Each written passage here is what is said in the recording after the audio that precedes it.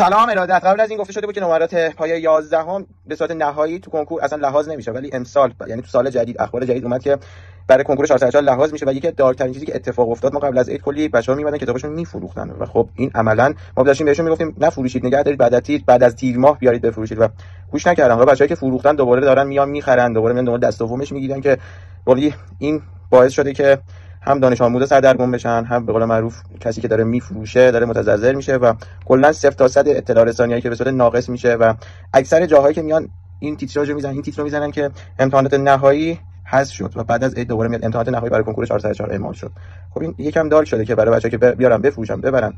لطفاً سریع تصمیم نگیرید، صبر کنید، چیزی رو نفروشید، همه چیزو نگه دارید و بعد از کنکورتون بفروشید خواهشاً. چیزی که داریم ما هر روز داریم می‌بینیم دیگه، تا قبل عید، بعد عید چه اتفاقی افتاد، بعد از خبر چه اتفاقی افتاد و همش هم به خاطر اینکه اطلاع رسانی‌ها به صورت ناقص بوده یا حداقلش این بوده که نمی‌خوام جسارت کنم ولی پیجایی بودن که اومدن گفتن امتحانات نهایی حذف شده با 11 و بعضی از پیجام حتی دمشون گرم اومدن گفتن اینو باور نکنید، شما آمادگیشو داشته باشید و توضیحات دادن به طور کلی. خیلی مخلصیم. پیج ما رو حتما داشته باشید، یوتیوب ما رو حتما ساب کنید، کلی اطلاعات جدید بابت کنکور در اختیارتون خواهیم گذاشت و دوستتون دارم.